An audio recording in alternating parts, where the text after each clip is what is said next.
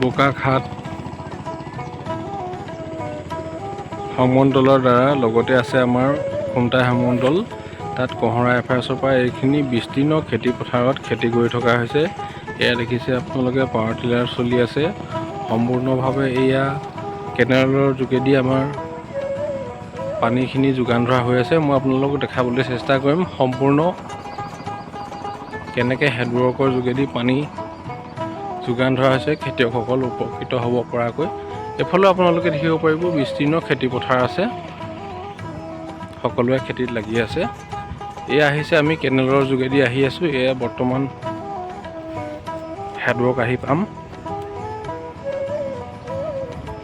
খুব সুন্দৰভাৱে আমাৰ জলসিঞ্চন বিভাগে খেতিয়কৰ সুবিধা হোৱাকৈ, যিহেতু বাৰিষা কালত বহুত পানী হয়, খেতি কৰাত অসুবিধা হয়, তেওঁলোকৰ